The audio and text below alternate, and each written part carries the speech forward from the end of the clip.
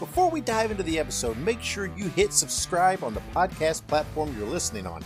Also, follow me on X at The Dave Dynasty and subscribe on YouTube by looking up Nostalgic Dave Dynasty. You can also buy one of my shirts at ProWrestlingTees.com/The Dave Dynasty. Now, enjoy the show. Welcome to 1 hour of the toughest, roughest wrestling you'll ever see. That's right, Dick the Bruiser said it all. The big question, have you got the endurance? Have you got the brains to get past the excellence of execution? Where are all the gutless American wrestlers? Step in the ring with the Baron and face the praise. The reason why Axe and myself were put on this earth is to demolish people. Bobby Heenan, is a very good-looking sport coat you've got on. Yeah, and I paid for mine. Mine isn't government issue. Hello, everybody. Lance Russell and Dave Brown right along ringside. And by golly, we're ready to go with another big week of championship wrestling. Greetings, wrestling fans, and welcome to Wrestling Nostalgia. I'm your host, Dave Dynasty.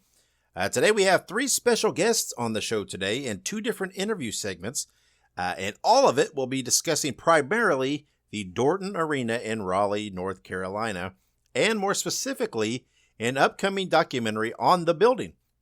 The documentary is called When Giants Walked Here. It's an original documentary film chronicling the history of Raleigh, North Carolina's famed Dorton Arena throughout the lens of pro wrestling and examining the building's impact on generations of fans and competitors. In the first interview today, I will be joined by Cliff Bumgardner and Chris Lay, producers of this special.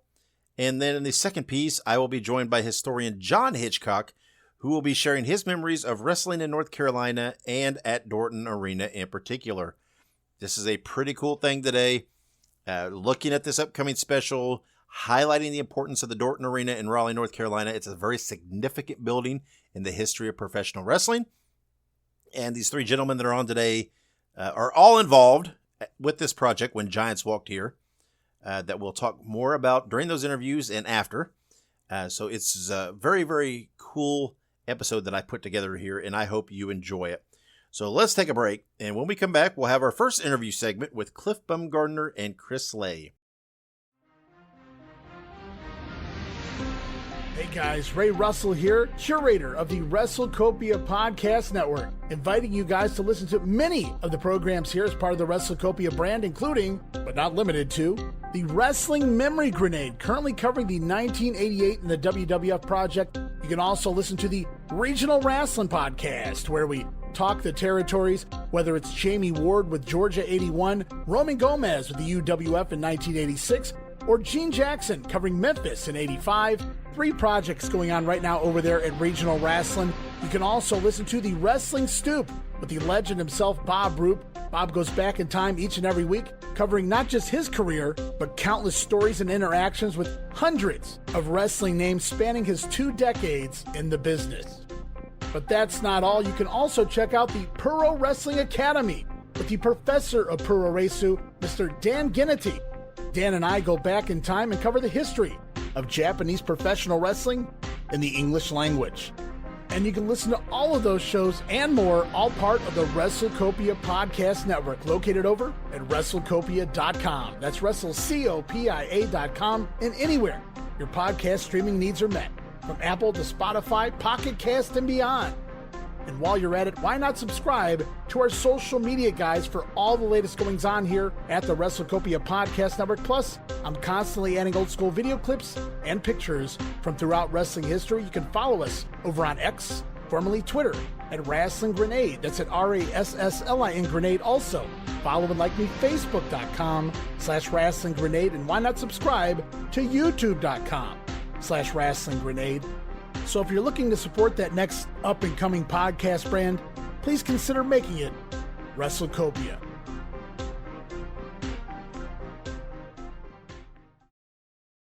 All right, and welcome back to Wrestling Nostalgia. This time I'm being joined by the producers of the upcoming PBS documentary When Giants Walked Here, Cliff Bumgardner and Chris Lay. Guys, how are you? Great, man. Thank you for having us on. Excited to talk about this film. And after working on it for so long, I know we're ready just to share it with the world. Let the world have it. Yeah, man. Excited to be here. Excited to talk to you. Yeah, it's a very exciting thing. It kind of came out of nowhere, right? I didn't hear anything about this, and then all of a sudden, bam! It's August 8th. Here it is, and it's like that's pretty wild. Is that kind of like purposeful that you guys kept it under wraps for that long?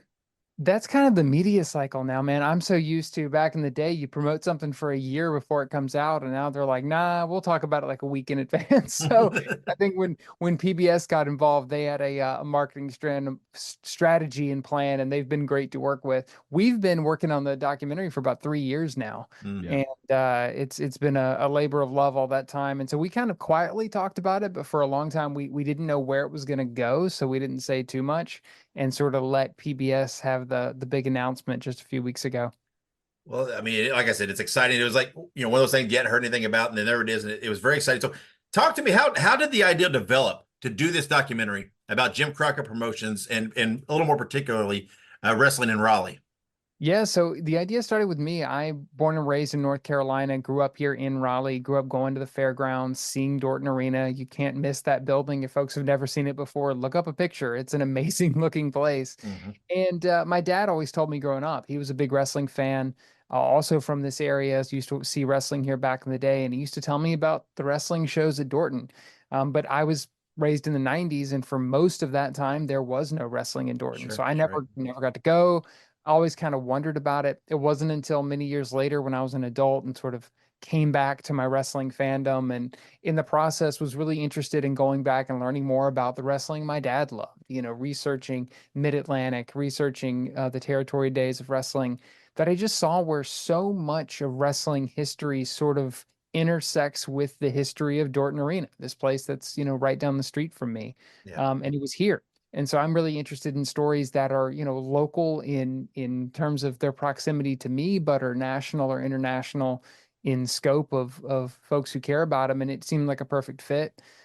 Chris and I had very briefly crossed paths. He works at WRAL. I was there for a little while. Didn't really know each other, but I reached out because I knew of his wrestling background. And we started working on this thing and thought it was going to be short, thought it was going to be much simpler than it was, but we 10 minutes on YouTube. Yes, gonna go on YouTube, like a very simple kind of thing, but it grew from there, and we found a story that we had to stay on top of, and we're excited to share. Yeah, and personally for me, I grew up in Greensboro, and coming to Raleigh, I knew about the history of some of the wrestling history that was there. Because I'm a huge wrestling fan, used to be a pro wrestler and things like that. But going to WRAL, it was interesting because I'd never I had a tip from somebody who I met at CNN to put wrestling on my resume, put that I was a pro wrestler on my resume. And I typically kept my journalism career and my wrestling career kind of separate. And I did that. And then when WRAL had their opening, I reached out and I applied. And when they reached out to have the interview with me on the phone, the initial phone interview, I was only supposed to talk to the news director for 15 minutes. And we spent the first 15 minutes talking about wrestling because, a lot of the old Jim Crockett TV shows were taped in the same studio that I do sports in right now, back in the day, back in the 70s and 80s. He was excited to talk about the rich history of wrestling there just at that station. And so knowing that WRAL had a documentary unit, which is where, Cliff used to work, I was like, okay, when I get there, I want to do something on wrestling, something big. It can't just be a 1 minute and 30-second, story that we're going to put on the 6 o'clock news. I want to do like an actual documentary. Got there, I was a little disappointed that there was no footage there because WWE owns it, or back in the day, they used to always dub over those same tapes. And then I started March 4th, 2020. Literally the next week, the pandemic started and everybody started going home, and didn't know how it was going to happen. So when Cliff emailed me in 2021, telling me about the idea, I had to jump on it because it was exactly what I wanted to do, and able to tell a story in a different way, different form for me. Yeah. Yeah. And Cliff mentioned seeing the building. I live in North Carolina now. I've lived here almost 5 years. I'm originally from Indiana, but I remember going to the fairgrounds for an event, and I was like, oh, I have to see Dorton Arena. And seeing it though, man, you're right. It doesn't, just talking about it doesn't do it justice. It's, even despite the wrestling history, architecturally, it's such a unique, beautiful building. Yeah. It It's is incredibly ahead of its time too. There's a lot of buildings since then. I have heard, and I've never got this 100% confirmed, but it makes sense if you look at it, that Dorton even played into with some inspiration for the design of the Sydney Opera House. Yeah. And if you know that building, you think about it, and then you look at Dorton, they're not that different. You know, you can kind of see them side by side. So I mean, it's kind of like our own local Sydney Opera House. It's pretty wild. Yeah, like I said, it stands out, especially there on the fairgrounds, and it's pretty wild. So as the ideal develops, where do you start the research, right? Where's your jumping in point? I mean, do you devise a list of guys to speak to? You look for footage pictures. I mean, how do you navigate through all? Because we're talking decades of history here. So how do you dive in and navigate that? It was a little bit of all of the above. I'll give a shout out to Dick Bourne over at the Mid-Atlantic Gateway, which great website now, I think primarily a Twitter or X page. Dick's a great guy, and he was one of the first people that he had some material on his site, on kind of the older archive site, about Dorton, and I reached out to him, and he just kept sending me information. He kept sending me the things that he had, and along the way, you know, just if I ran into archive or if I ran into a question, I would send something to him. And then we just started doing interviews. We knew that one of the first show back in Dorton in years and years, was a 2016 Big Time Wrestling show. We looked at that card and come to find out that two people that Chris knew were on that show, Shane Helms and C.W. Anderson. So our very first interview in June of 2022 was C.W. Anderson, who talked about growing up, going to Mid-Atlantic shows in Dorton, and then coming back himself years and years later and getting to wrestle in the building, and just how much that meant and what that was. And so from there, it was just kind of every interview would kind of lead you to something else and lead you to somebody else. And it was a production cycle of about 2 years, 2.5 years with post. And so it was really just kind of this tapestry of pulling from everywhere to find and kind of slowly piece this thing together. You know, now I could do it a lot faster, but at the time it was just sort of finding the info as you go, because one of the things about Dorton, there wasn't a lot of TV done there. There's not a lot recorded in Dorton. There's some, especially you get towards the later Mid-Atlantic days, there's a Great American Bash. It's probably the most famous footage that's in Dorton, but it was not a good television building. It was difficult to light. It was difficult to work with. The sound is not great. So you didn't see television from Dorton a lot. You didn't see footage from Dorton all that often. So yeah, it was a lot of talking to people, finding old photographs, finding, you know, references here and there, and kind of piecing it together all along the way. Yeah. And my end, being someone who used to be a pro wrestler in North Carolina, I wanted to kind of help bring some of the voices as much as I could in. And so, you know, it was making the calls to George South, or to, you know, C.W. Anderson, or to Shane Helms, Bruce Mitchell, you know, different folks like that, you know, who either Bruce Mitchell covered wrestling there, and the other guys, you know, either grew up wrestling there, watching wrestling there, or, you know, actually wrestled there, you know, like in George South's case, just to get those personal stories, man. And, you know, and just even down to, you know, we were resourceful in certain ways where it's like, you know, I have a good relationship with Tracy Myers and Brian Hawks at AML and WrestleCade. And so we look and like, oh, Earl Hebner's coming. Hey, Tracy, can we come by and interview Earl Hebner? That type of thing. So, you know, we were just kind of resourceful in just who we reached out to. And then, you know, it got me talking personally to certain people about their memories a little bit more. So people around at WRAL, talked to my dad a little bit more. He used to tell me stories about growing up, going to Dorton and Greensboro Coliseum as a kid. But I talked to him more in the production of this this film than at any point in my life about those memories in particular. Talked to my mom, found out stories I didn't even know before, where, you know, my grandfather, you know, on my mom's side, coming down from Virginia, he would come down to Durham to sell his tobacco on wrestling nights and would stay and, go over to Dorton, see some wrestling, go back home, drive up to Virginia. And, so I learned a lot more with that. And we were able to take some of those personal stories and helped fuel the research and give us a direction to look for things in, to put it in the film.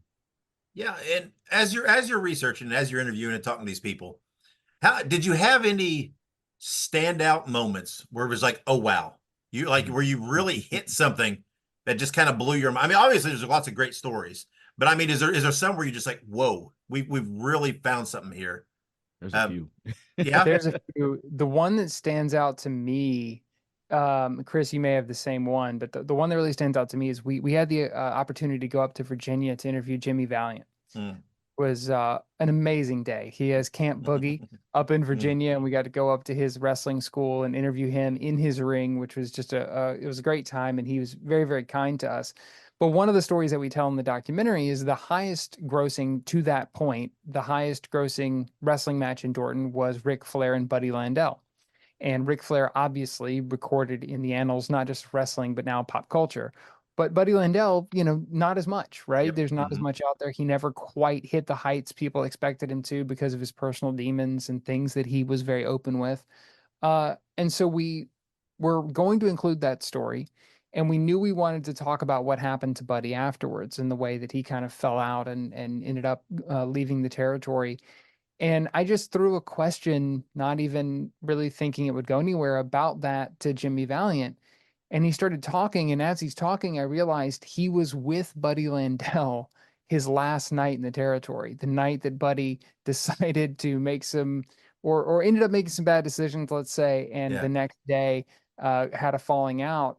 Jimmy was there and was trying to talk him out of it, and he shared that. And that was not something the research had told me going in. It was not something that I expected. And so he just starts talking, and I realize, oh, we're talking to a friend of his. We're talking to a man who was there and was watching it all unfold in real time. And, that intersects with Dorton in an interesting way, but it's not necessarily what you would think, right? How does Buddy Landel and his downfall intersect with Dorton? Well, George South is another good friend of Buddy Landel's who told us that the one wrestling picture or piece of memorabilia or anything Buddy had in his house was him and Flair in Dorton Arena. It was a picture of that hanging on his wall. So it was like, when you start to go through, when you use something like Dorton as a lens to look at wrestling, you start to see how all these moments that became so personal and had all of this impact on wrestling history and, North Carolina history all intersect there.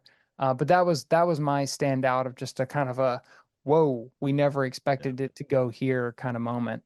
Yeah, for me, it's Boogie is the first person to come to mind every single time. Just because if you ever been to his camp, it's one of the most unique places that you could ever go to, honestly. And just to see where people like Adam Page, who I used to share a locker room with back in the day when I was wrestling, that's where he started, and you see kind of where him and other people have started. It's such a unique area. He's such a unique man, still in great health at 80, 81 years old, whatever, however old he is right now. And still cut a promo.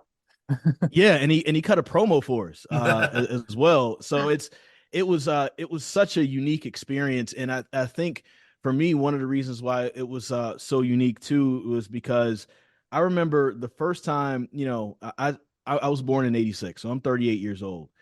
I don't have a memory of watching Jimmy Valiant wrestle as a kid, right? He wasn't on my television, at least when I was wrestling. But there was one time I grew up in Greensboro. Me and my mom went to Kmart, and we're in Kmart, and she's like, "Oh my God, it's the Boogie Woogie Man." And she just starts going crazy. And he has a gimmick table set up inside of Kmart with 8x10s and different things like that. And so she's explaining to me who this guy is and buys me an 8x10. I didn't ask for it. She knew I was wrestling. I didn't ask for it because I didn't know who he was at the time. And this is 1994. He signs this for me. And I remember him just talking to me. It felt like it was pretty cool. And we get a little picture and all that. Fast forward, I become a pro wrestler. I end up teaming with Jimmy Valiant for a Thanksgiving night show in Asheboro, North Carolina. And you can imagine, as baby faces, I was taking all the moves and tag him in for the quick hot tag, and and then he tags me back in. I hit my finisher, and that's it. So and then we get a chance to go to his camp, a place that as a kid when I was looking at wrestling schools, I fantasized about going to to train at. Well, that made me think. I just remembered we need to dust off the video of you taking a bump in Boogie's ring. I forgot about that. That needs to come out now. Now we can reveal it. Yeah, I forgot about that. Yeah. The hardest ring in the world. Yeah, I was going to ask, because right, you have to edit all this down, right, to fit a time frame. So how much stuff, do you have left over? And how do you? That's got to be the hardest part of the process, is trying to determine what makes it and what doesn't, because you've got to have just gems that aren't going to make the cut. Yeah, we were fortunate that in the end we kind of designed this to be for television. Obviously, we ended up on PBS, and television is a condensed format. But when we went with PBS, we got a little bit more runtime. So actually, a lot of our sort of director's cut stuff that had hit the floor got to go back in. The real challenge was, like you said before, this is 30 some years of history, 30 years of history back then, and then from 2016 to today is the modern history, right? What do you tell? How do you craft that? How do you tell it? And I think one of the most challenging parts in post was just, okay, how do you fit all these pieces together? This isn't a Buddy Landell documentary, but we need to tell a little bit of his story. This isn't a Ric Flair documentary, but for you to understand that match, we need to tell you a little bit about Ric Flair. This isn't a Crockett Promotions documentary, but the downfall of Crockett Promotions impacts wrestling in Dorton. So we need a little bit of that. So it was kind of this push and pull all the way through, and we kept having to come back to, this is about Dorton Arena, and this is about this building and the wrestling that went on there. It's okay if we branch out here and there. There's so much wrestling history that we captured, we talked to people about, that we could go into, but at the end of the day, we sort of need to put it all against that measuring stick of, is this actually the story we're telling in this film that is a unique story that hasn't been told, And so I think that was sort of where there's a lot we didn't cover, but in the end, I think the story itself is cohesive, and there's not really, with the exception of, I would love to have, footage from the 60s, which doesn't exist. Other than, there's not really anything from Dorton's history that I feel like we had to leave out. It's pretty, and we got to talk a lot about the building itself. There's an entire piece of the film where we spoke with architecture experts and people from the NC State School of Design and Architecture about the building itself. So if you're a wrestling fan and you don't know much about Dorton, there's also that piece of it in the film as well. And we get to go in and we have archive footage of that being built. So there's a lot that we were able to fit into, a 56-minute film in the end. And I'm pretty happy with that. Yeah. Well, and wrestling's obviously, it's a business of storytellers, right? There's lots of folk tales and myths and exaggerations. Yeah. How much of that did you guys try to fact check and sort through, or were you more just focused on the emotions? Let's just tell the story, let people determine for themselves what's real, what's not real. How did you balance kind of that, or was it even an issue that you really faced? It's funny. I'll let Cliff take the bulk of this part because he was there for every interview. There's a couple interviews that I missed in person, but there's a part of the doc, and I don't want to give it away, but you'll see it when it comes out, where there are guys who are telling the exact same story about the exact same building, and these interviews happen months apart from each other in different locations. And so, like, you get to those points, and it's like, if that happens, those guys are telling the truth. And, it's just, and even using the same mannerisms, again, I don't want to give it away, but using the same mannerisms to describe certain aspects of that building. And so, I think there's a lot that wasn't told about the building, and a lot that I found out just through this process, but then there's a lot that was out there. And you can kind of put those against each other and tell that, this is what really happened. This is what was going on. And then also there's a part of it where sometimes it's just about how people feel about it. Right. Mm-hmm. And one of the biggest things that we kind of came across in North Carolina at that time, before there was the Carolina Panthers, the Charlotte Hornets, the Carolina Hurricanes, there was basically college basketball and there was NASCAR. College basketball lasts from November to April. NASCAR comes a couple times a year. Other than that, where were people at? They were at church and they were at wrestling. Right. And so it was one of those things where people felt very strongly about it. So we were also able to capture not just like the truth and what was going on. We also were able to capture people's feelings and what this building did for these people as far as their actual feelings and what the impact it had on their lives. Yeah, I think that's a great way to put it. We did spend a good amount of time, particularly in post, of going through and double checking things like dates and double checking to try to make sure that the hard facts that are there do line up. Something that we spent a lot of time, and Chris, I don't know if you remember this was early, trying to track down. If you look up Dorton Arena and wrestling, one of the first bits, I want to say it maybe is on Wikipedia, I can't remember now. One of the first bits you'll find is people will say that Roddy Piper was stabbed backstage at Dorton Arena. Yes. And when we heard that was one of the first bits of research we found, and we were going back and forth of like, well, that's a heck of a story. We've got to include that story. Come to find out, it didn't happen at Dorton Arena. That was one that we really tracked down. There was a brief period, to the best of our knowledge, and a lot of you start to get into faulty memory really quick when you're going back to the 70s and early 80s at this point. But there was a brief period where it seems like they were doing some work on Dorton, and wrestling moved to the convention center for a very short amount of time. And it wasn't a great venue. About 2 years. Yeah, it didn't really work, but they had to have it there for a little while. It was during that period that Piper was actually stabbed. And we found newspaper reports that specifically from the time said it was at the convention center. So there were actually some myths like that along the way that we found and kind of busted through our research of, oh yeah, that wasn't actually quite what people thought. But for the most part, yeah, it was about how people felt about it and what their experience of being there was like, and also their experience of what it was like when wrestling left, which is a big part of the film too, of when you have that emotionally charged place and you have that personal connection to a place like that. What happens when it's not there anymore? What happens when your every Tuesday event for 30 years is gone? And so a lot of that was rooted in emotion and feeling and just in people's reactions, which they were, very gracious to share with us in the film. Yeah, and you both just kind of touched on it, but just going into it, just from the title of the project, right? When Giants Walked Here, I can kind of get the sense that you guys are trying to tell the importance of professional wrestling and the wrestlers to this region, right? I mean, Chris, you touched on it. There was no other there was no other professional sports, right? This was the home team.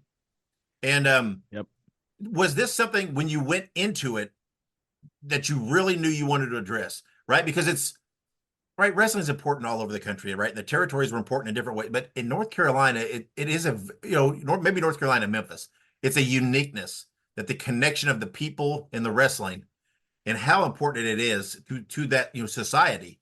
Was this something that you purposely set out to tell in this going into the project?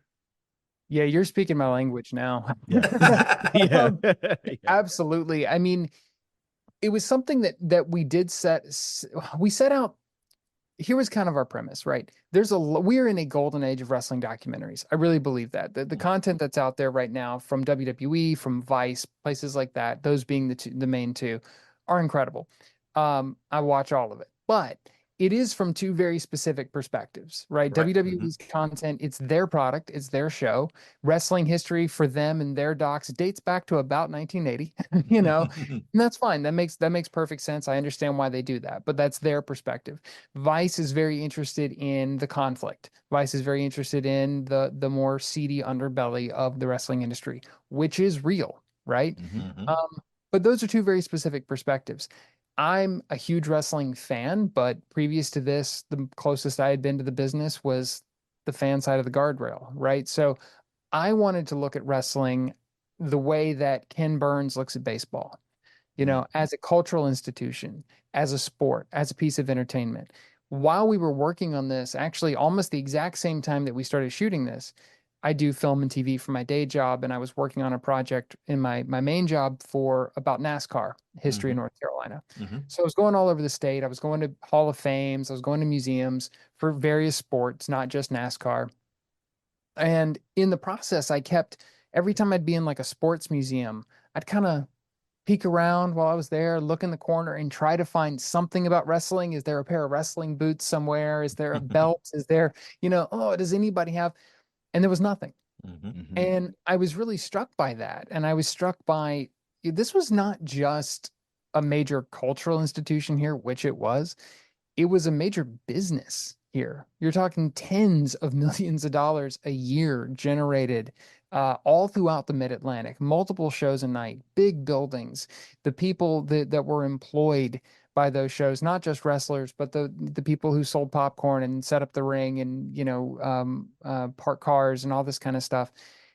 This was a massive business. It was a massive touchstone for people here. And I think that deserves to be talked about that way and celebrated that way and taken seriously in that way. And if people are listening and going, yeah, but wrestling's not really a sport. Fine. North Carolina has a massive entertainment history too. Wilmington and Hollywood and everything that's been made here. I think wrestling is a sport, but if you only want to look at it as entertainment, great. We can acknowledge it that way too. And that's still a piece of history. It's still a piece of culture and entertainment. So this for us, Dorton being such a revered place here and having such a storied history here gave us a great way into talking about wrestling that way.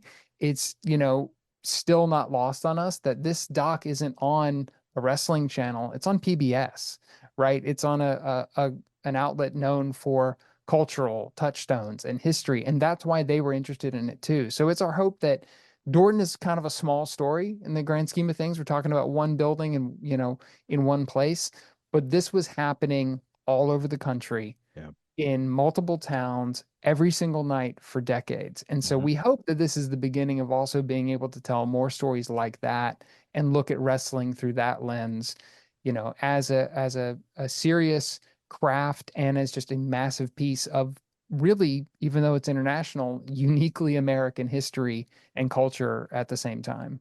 I touched on it a little bit earlier, but one of the best decisions I made for my broadcast career was becoming a pro wrestler. And it's like, it literally has nothing to do with broadcast. It has nothing to do with journalism, but it's one of the best icebreakers that's out there, not only just in my career, but also just personally, right? When people find that out, they want to talk about it because it's unique. You just don't see wrestlers walking around every day. And to the point that I think Cliff was driving home is, in some ways, wrestling doesn't get that public respect, but everybody has a story, even if you're not a big fan. Yep. And, I was doing an interview for this documentary before with this young lady who doesn't watch wrestling, knows nothing about wrestling.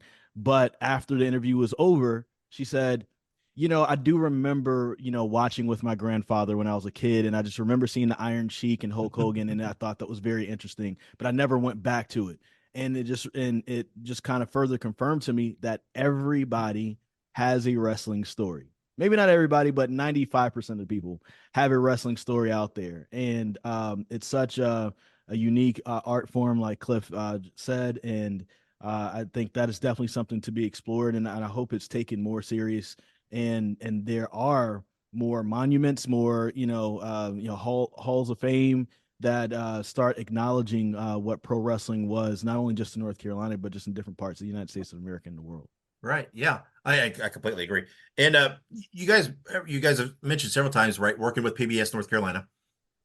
When they came on board, how game changing was that for you? Right. You mentioned it got you some more running time, right? You knew that you could have a little more running time. Yeah. Did they give you much in the way of notes? What they wanted to see and everything else? Did they? I mean, again, how much did it shift or impact the project once they came on board? Well, they've been great partners. It was funny when we first pitched the film to them, they set up a meeting with us pretty quickly after they heard about the movie. And one of the first things we said was, I got to be honest, I'm surprised that PBS is interested in a wrestling documentary. And they said, we have to be honest, we're surprised too. It wasn't in their normal wheelhouse. PBS North Carolina, in particular, one of the largest PBS markets anywhere in the country. For folks who don't know, there is national PBS, and then they kind of satellite down into every state. And PBS North Carolina in particular is really committed to original North Carolina-based storytelling and telling different perspectives. It's great when you think of PBS and you think of children's entertainment and children's educational content. but they also do a lot more. And I think they want to get that out more. So they were so engaged and excited by this story. They did give us notes. We did go back and forth with them throughout the process to get that extra level of perspective. You know, we're all in the wrestling bubble, right? And we didn't want this to only exist in that realm. And so they were very helpful in that. And, you know, for them, it was the same way. If they would come to us and go, we want to talk about it this way. Does this make any sense? And we would go, no. or a lot of times, yes, you know. So they were learning the wrestling world at the same time that we were kind of, you know, adapting the wrestling world to the PBS world and the PBS point of view. I think what's really cool, Chris and I were just texting about this yesterday. We've been doing interviews like this. We've been doing interviews on the radio. We have a screening coming up at a theater here in Raleigh at the Rialto on August 6th. And as of yesterday, it is now waitlisted. We've been very fortunate that it is darn close to selling out. You can still find details online if you're interested in going through the PBSNC website. You can put your name on the wait list. It is free. And so that means that day of, some people may bail out because they didn't pay for a ticket. So there's still a good chance that you can get in. But when we got the news that it was close to selling out, I told Chris, I said, you know what's weird, man? The process of getting this film out has mirrored territory wrestling. We're on regional television through a non-wrestling specific media partner and we're selling out a building in Raleigh, in this case, the Rialto Theater, using local radio and local promotion tactics. And I was like, it's really cool how it's all come full circle in a way. And that's what PBS has allowed us to do. And it have been so great in doing. And, you know, I also don't think it's going to be their last foray into the wrestling world. I think they've got the bug now that they see what kind of appetite there is for this kind of content out there. And to add on to that, I mean, the Rialto, you know, I guess the 550 tickets or spots or something in there. And so that's not, I mean, to us, that's a significant amount of people. There's a lot of wrestling shows that have a hard time getting that amount of people in there right now on a local level. And I think one of the things too that PBS helped us out with, which I think is significant, is that the first cut that we came in and showed them, I remember watching it with Cliff at his house and saying, I love this because it mirrors an old school, you know, wrestling, like 60-minute Broadway. It was just the way it was built. But if we would have went, we could talk about this after the doc comes out, but we would have went with that version, it probably wouldn't have been as entertaining to people. PBS gave us certain notes. We massaged it in a different type of way. And now it's in a form now where it's going to be the best. Same information's there. We just had to rearrange a few things. I think, and having that outside perspective, I think really works. And I think that's what helps this film not only be something that will be interesting to wrestling fans, but the non-wrestling fans that we've had watch this and preview it for us all love it because it's something that they can look at and take a bite out of and understand what's going on, and they can learn something from it and maybe even catch a wrestling bug themselves. Yeah, and you mentioned, right, mirroring a wrestling match, right? The babyface comeback after years of dry spell. There's wrestling in the Dorton Arena again, right? Yeah. There's a few promotions that have run there. You do highlight this in the documentary, correct? Right? You do because it's there again. It's very cool. So it kind of makes the project pretty neat, right? Full circle, right? Here there was this great arena, very significant. Bam, wrestling's gone. But here we are, it's back on the upswing. So that's got to be kind of satisfying in your project to be able to kind of give that ending.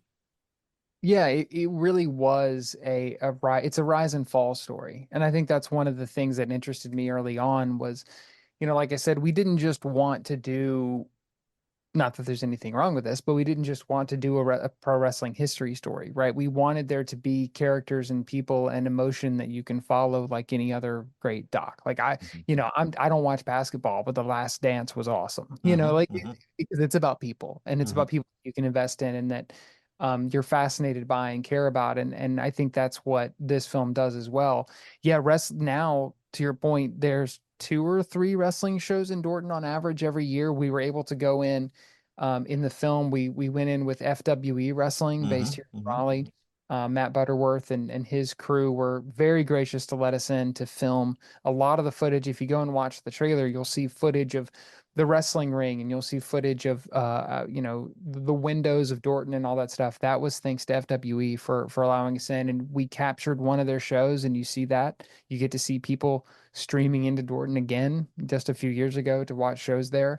And I think, if we can be really optimistic, I think one of our goals is to see that continue to grow. I'd love to see, number one, I'd love to see there be an acknowledgement of the history in Dorton. I'd love to see a plaque, a poster, something that says what wrestling used to do here for so many years. But then I would love to encourage, even though Dorton's not the easiest building in the world to run, I think WWE could do it. I think AEW could do it. I think one of the larger companies who could, TNA, who could come in and TNA shine. would be awesome there. TNA would be perfect there and come in and shine a light on this place that meant so much to wrestling and is largely unchanged from the way it was all those years ago. There's still no air conditioning, it still feels very much like it used to, and you could have a very special, different type of event. I'd love to see that happen. I'd love to see that return continue to grow, and not just the independent wrestling scene that has really taken the building now, which is awesome, but an even larger scale to come back would be great to see. And it was great to get the perspective of Shane Helms, C.W. Anderson. Of course, Shane Helms known a lot for his WCW and WWE days. C.W. Anderson, one of the ECW originals, and guys who grew up in this area, grew up in Wake County, going to wrestling events there at Dorton. And within the time that Dorton fell and wrestling came back, those guys had storied international careers and were well-established wrestlers towards the end of their wrestling career when wrestling finally came back. And the lens that they have for that, like, this is a place that, like, when I dreamed about wrestling as a kid, I thought about this place, and they finally were able to do that. And then somebody like Jimmy Valiant, who was there in the heyday, and he's still wrestling now at 80 years old, and was able to come back for that 2016 show. Very unique perspectives. I'm glad we were able to capture that in film as well. Yeah. And so now that it's complete, right, you're on the cusp of the debut and the premiere. What's your guys' from your side? What's your biggest takeaway from the project? You've been through all the work from step one to the end. What's the biggest takeaway you feel from your look at the Dorton Arena? I think I'm gonna cheat and go with 2. The reason is from the film side itself, from what we learned about Dorton. I think it's not that I didn't know what the place meant and what wrestling's history meant to people in North Carolina, but seeing it at close range, like we did for 3 years working on this and talking to people and seeing the emotion in their eyes when they would talk about this building, just reinforces everything we said about what wrestling means in North Carolina. And it has reinvigorated that in my mind as something that, we want to continue working on. The other half of it, though, that is the greatest takeaway, is the relationship that Chris and I have had through doing this. We really didn't know each other when this started. I thought that Chris would maybe do an interview with me, and that would be that. I never expected that he'd come on and be the whole other half of the brain power on this and make it happen. And now we're making other stuff together, and we're off to the races. And so, forming that friendship in the process of doing this, like, wrestling is still bringing people together. Dorton Arena is still bringing people together, even 40, 50 years on, which is what, its creators hoped that it would do. And so getting to experience that and now kind of feeling that impact in my life specifically has been I think the greatest takeaway for me. I didn't even think about it like that until you just said it. Like, Dorton is still bringing people together, and right? and it started our relationship, which is really cool. I have a very similar answer with that, but I think part of it, outside of like my relationship with Cliff, yesterday for my job, last 2 days I was down in Charlotte for Panthers training camp, and we were also staying at the hotel where they're having the ACC, where they had the ACC kickoff, which is kind of like the media days, 4-day media day event ahead of the football season. And there are guys who I've been standing next to for years.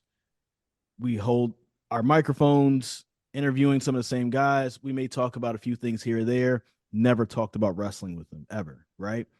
And then all of a sudden, during our downtime, there's so many, fellow reporters, journalists, broadcasters who are having these conversations with me because they heard about this. And they're like, one, I didn't realize you were a pro wrestler before, but two, when I went to Dorton, this happened, or when I was covering it back in the day, this happened. And now these stories just keep coming out, and you see how important it really is to people, and how hearing about this documentary, one of the fellow broadcasters I have down in Charlotte, he heard about it a few weeks ago.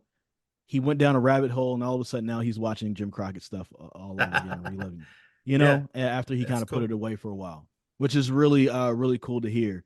But then I echo what Cliff said. I didn't expect to make a good friend out of this, and here we are. We're good friends, and before me and my wife went on vacation, we were able to have a double date with Cliff and his significant other, and we were just it's been cool to kind of bring all that together as well, and to have another voice, doing something in storytelling and wrestling besides WWE, besides Vice, and to possibly do more in the future and take it further.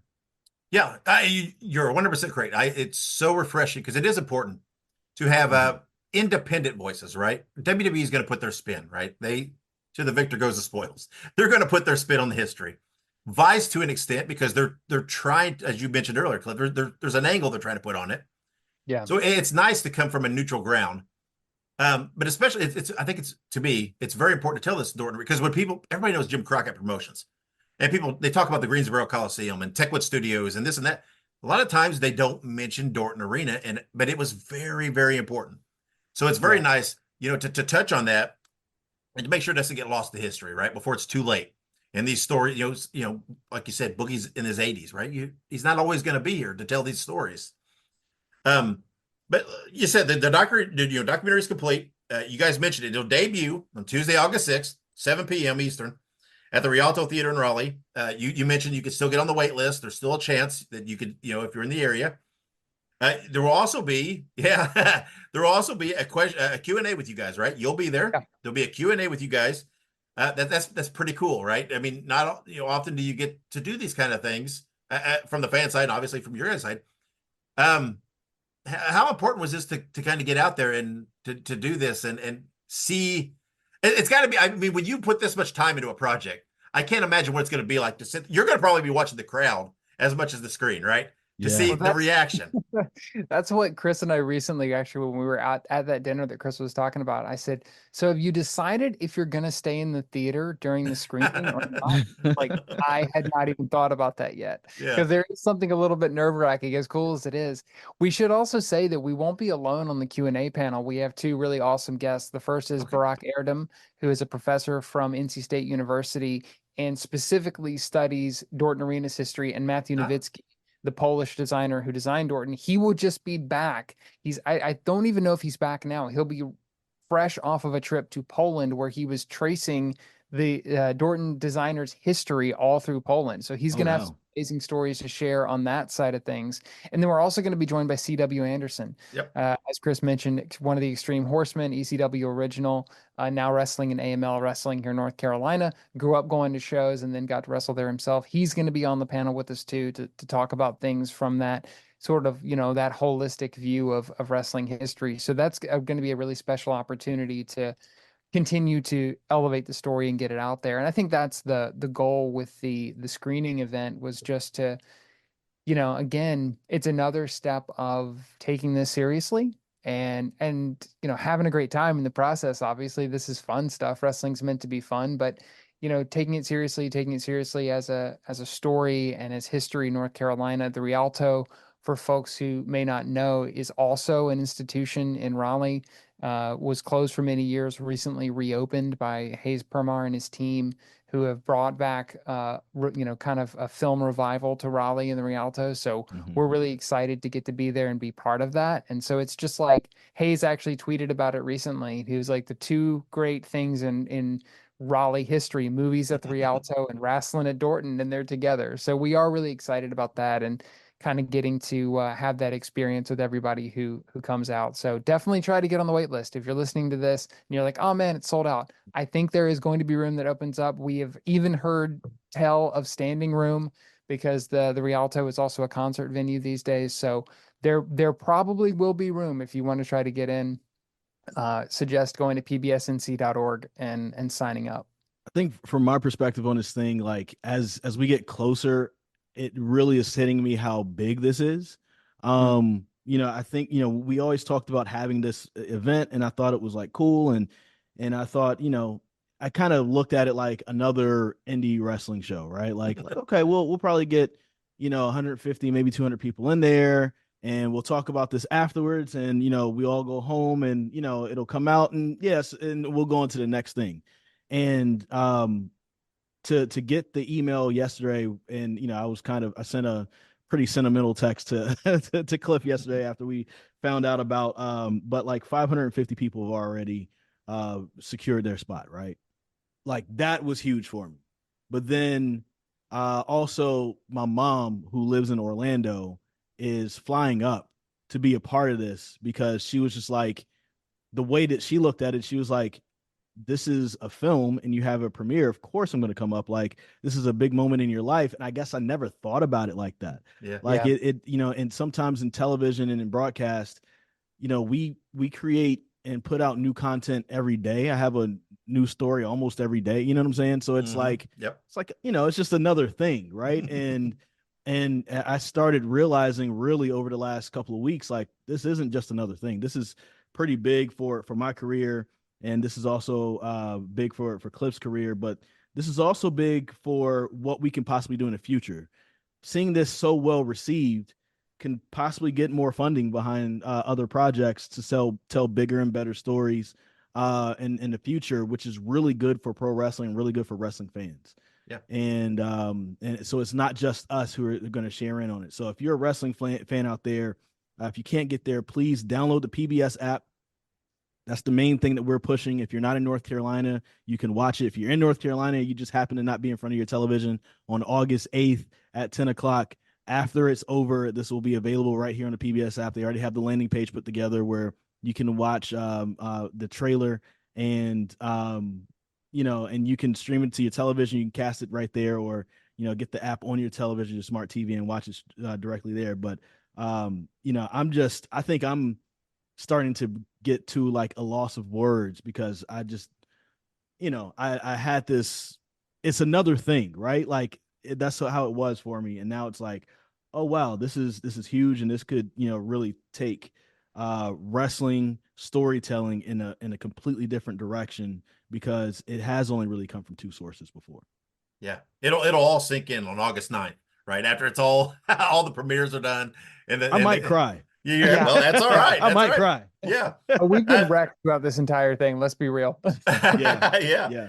Like you said, right, the documentary will air on Thursday, August 8th, 10 p.m. Eastern on PBS North Carolina. If you're not in the area, it'll air immediately after nationally on the PBS app. So, everybody can access that. That's pretty cool. So you guys have mentioned some potential projects. Is there anything that you can reveal to us on what's next? Or is it kind of, let's see what happens with this, and that'll help kind of maybe dictate our path from here? I think it's a little bit of let's see. We have a few things that we've been working on. My company, Slugline Media, that produced the doc, we do original and commercial productions here in North Carolina, and well, anywhere that folks will have us.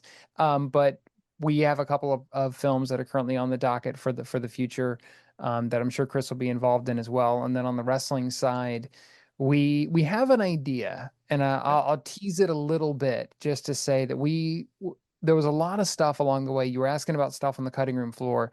That wasn't so much of a problem, but there were things that PBS would go, well, what about this perspective? What about this perspective? And at one point I was like, allow me to pitch you my Ken Burns documentary about professional wrestling, So there's so much, there's this view of wrestling history that I think the only way, it's great to do these small stories that tell the bigger story, but at some point I think there needs to be the whole story. I think somebody needs to tell this in an expansive, way. And so that is a goal, to find a pathway to doing that. And like Chris said, if people want to see that kind of content, if you want to see great wrestling, go out and support your local wrestling. Yeah. Local wrestling is the lifeblood of that industry. And it's similar with us. If you want to see good wrestling storytelling, definitely support the WWE and their documentaries, definitely support Vice, but also, come check out PBS and show PBS, an outlet like that with the scale and the reach that they have, that there's an appetite for this, and that appetite is going to continue to grow. And I think there will be more great content out there. So that's my hope for what's next. Yeah, it's very good. Yeah, like you said, it's a really great time for wrestling, right? Because there's so much clicking, obviously, nationally, the big companies. But it is really there is really a resurgence in independent wrestling. There's a lot of great companies out there that are doing a lot of great things, and again, hopefully maybe this will lead to other things, because I don't think people grasp, right? People know wrestling's big, right? They know it's popular, but it has been big from the jump, right? From when it was national in the 50s on the Dumont Network, and was a huge thing then. It's not just in the 80s. This is it's been an ebb and flow. Yeah. But wrestling has always been a huge cultural impact.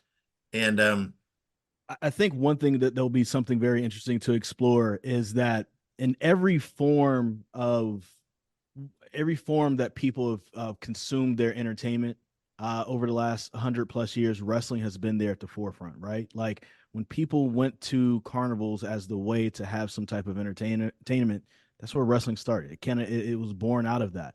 And then, of course, radio, when all you could do is just listen. Radio, it was big for that. But then also when television came, it was big for that, because you had the territories, you could have local content, pay-per-view, cable television.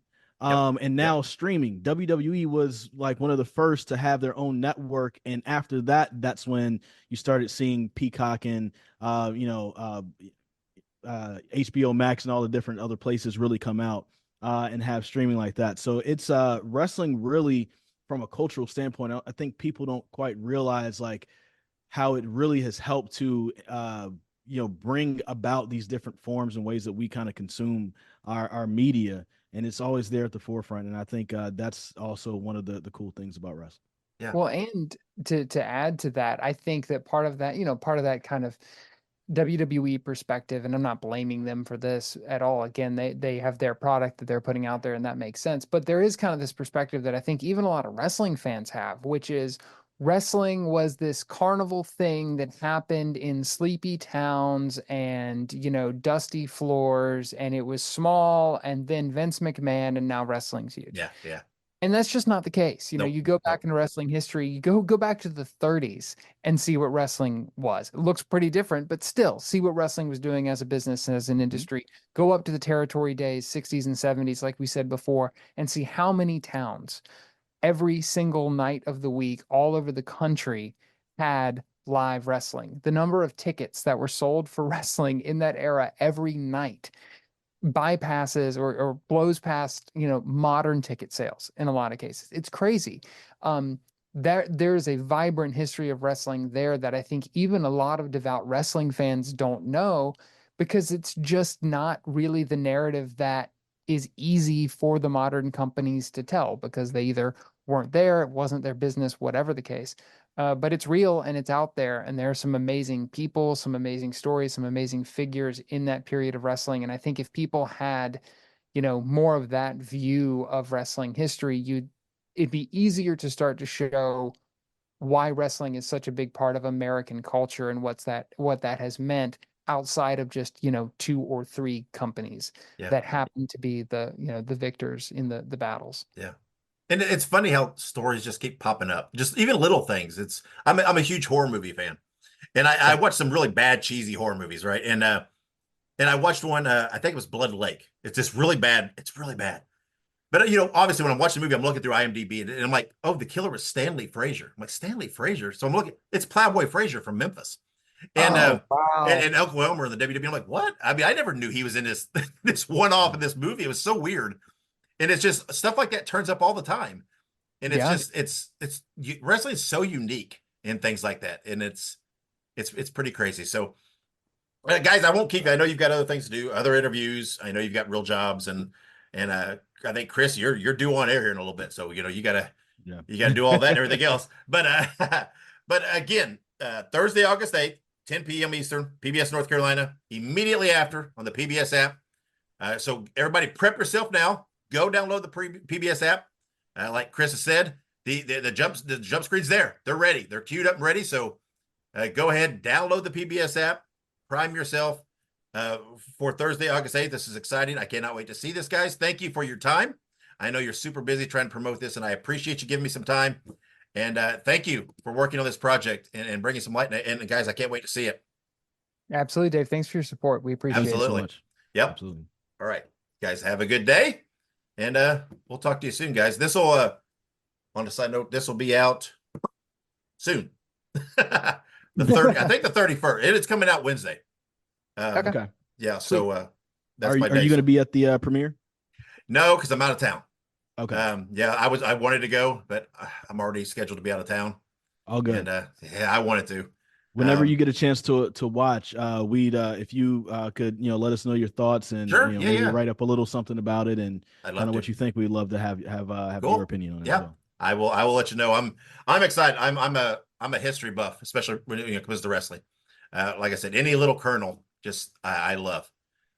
So I'm very much looking forward to it. Again, like I said, when I first moved to North Carolina, one of my first things I want to do was go see the Dorton Arena, and it was great. I mean, I just stood there staring. It just, it's wild to try to, it's wild to try to think. And I'm going to talk. I'm also going to talk to John Hitchcock, which I think did you guys talk to him? Yeah, I believe he's in the doc. Yeah, and I'm to kind of get his perspective from attending shows there. And one of the things I'm going to ask him is because I've always heard the story of those night shows and the moonlight coming in those windows. Yeah. And I'm like, man, I can only imagine, what that was like in the day. And, there's some shots in the dock and I think one or two of them's in the trailer, but you see a lot more in the dock where we were filming just general B-roll of the building, and it was in December. So golden hour hit at about 4 in the afternoon. And it's some of the most beautiful stuff I've ever shot. I mean, it's just these windows with nothing but the golden sunlight coming through. That place was designed to be, it's funny. It's designed to be gorgeous to your eye and terrible on TV. So they would have to black all that out if they were actually doing a television taping. But for us, we got to capture it. So that, it's amazing in there. Yeah. I mean, hopefully something, like you said, a group like TNA or the new NWA, or something could run a little something there. I mean, because it tells a story, right? They could run pieces on the history of it and make it an event, and it'd be pretty cool to see something. Totally. And who knows, right? I mean, it's happening. It's a thing. So maybe maybe it'll evolve. Maybe this will help bring some attention to that and spawn that on. Who knows? That would be great. That would be cool. This is Listen to Their Screams, a horror podcast that feels like you're chatting with friends. Hello, I am one of your friends, Dave. I am one of the co-hosts of Listen to Their Screams with my friend Ike, and we want you to come and check us out. We are a fun-filled, positive horror movie podcast that does reviews, news, birthdays, anniversaries. We play games. We are a ton of fun every week for you, the horror fan out there. For all of our links to our social media and the podcast platforms, just check out our link tree. It is linktr.ee/listen2screams. That is listen, the number 2, and screams. Or look us up on your favorite social media platform and podcast provider. And welcome back to Wrestling Nostalgia. This time I'm being joined by John Hitchcock, a longtime fan, historian, and author of Front Row Section D. John, how are you? We're doing fine. Looking forward to it. Good, thank you. So you grew up in Greensboro, North Carolina, correct? That is correct. I'm a lifelong Greensboro resident. Well, there you go. And obviously that was a top town for Mid-Atlantic. When did you first discover wrestling? Well, it's kind of an interesting story. This is before cable television, and you would turn the TV on to 3 stations, and then sometimes you'd move the antenna, and suddenly you get something, And I got a Mid-Atlantic show, but I think it was out of Virginia for some reason. And the only thing I really remember about it, I must not have been more than 9 or 10 years old, but it had the George and Sandy Scott, the Flying Scott brothers, in a tag match against some guys that were there to, lose. And it was really funny. I mean, it struck me as being very entertaining and very funny. And I remember looking at my older brother Spark, and I just went, "This is better than the circus," because it has athleticism and it has humor, it has story, it has drama, it has everything. Yep. And right at that moment, first time I watched it, I was totally hooked. And of course, it doesn't hurt to be living in Greensboro, because Greensboro was, the Coliseum is the headquarters, is the top town for Crockett. And a lot of people say, well, what about Charlotte or what about Raleigh? Well, those were big towns too, but, you got to remember when the Coliseum was first built, before the Coliseum was built, the big town was Lexington. Yep. Lexington has a YMCA that seats about 8,000 people. It's like nuts to think that it exists, but I went there and saw it. Wayne Brower took me and said, "You got to see it." So I saw it. I was like, "Holy smokes!" I mean, it's like 7,000 or 8,000 people in a YMCA. So I started watching the Mid-Atlantic stuff probably around 1965, 66. That's the Crockett stuff. But the Greensboro Coliseum would fit 9,000. They put the upper deck on it. It became 15,500. And then they put another upper deck. They enlarged it, and it's got over 21,000. So if Raleigh's going to fit about 8 to 9, and Charlotte's going to do about 8, and Greensboro does 15,000. This is during the 70s. Yeah. Into the early 80s. Well, it doesn't take a genius to figure out where they're going to put the big shows. Yeah. Where they can make the most money. Yeah. So, you said you discovered it at 8 or 9. When did you start attending cards regularly? Was it pretty much when you got your license and you could go? No, my older brother, Sparky, was a usher, worked at the Coliseum. Oh, okay. And he used to watch the matches with me, as well as my Uncle George, who was a nice old guy. And anyway, we'd always watch it together. And then one day he just looked at me and he goes, "You want to go?" And I was like, "You mean we can go?" And we got in his Volkswagen. We went, and the first main event was Missouri Mauler, who had the Eastern Heavyweight Championship, against Danny Miller, who was the new middle-aged babyface. And I was a big Mauler fan. I thought the Mauler was hysterical. I thought he was the funniest guy on television. Yeah. He once insulted. He pushed Charlie Harville. Uh-huh. At the time, Harville was the anchor on the WGHP local news. He was can you imagine having the news sports guy being your head announcer on your show? Yeah. Who immediately makes it very legitimate, oh, this guy's really into sports, so he's following this stuff. And he's calling this stuff. And what happened was, in this interview, Mauler pushed Charlie Harville. And Charlie Harville didn't like that. And so the next week, they came out, and Charlie Harville goes, "Ladies and gentlemen, we have a message here from the Missouri Mauler." And the Mauler had to apologize to Harville on TV, and it was great because he kept calling him Mr. Harville. I mean, he's like spitting the words out. He's so pissed off that he has to do it. Mr. Harville, and if I ruffle the feathers of Mr. Harville. And then it's great. As soon as he walked off angry, Harville just looks at the camera and goes, "Apology accepted, to the matches." And it was just boom. Yeah. So I loved the Mauler, and the Mauler, the big finish for the Mauler was the Missouri Mule Kick, where he just beat the guy up, throw him on the second rope, come right off the ring, run across, put a big knee in his back, and he'd pin him, right? So he went for that move. And Miller moved out of the way, and then Miller used the crossface chicken wing to submit him and win the title. I went home a broken lad. I was crushed because I loved the Mauler. I thought he was great. Yeah. I liked the heels from immediately. I thought the heels were always a lot more entertaining and a lot funnier, and I always felt that the heels did all the work, and they never got any applause. You know, it was one of those kind of things. Yeah. So my brother took me to the first match, and it was great because he said, "I got two things to tell you." I said, "Okay." He goes, "First off, this is a show, okay? This is a show." He goes, one of my jobs is to go downstairs and bring soft drinks and oranges, and I found out later, 12 packs, to the wrestlers downstairs.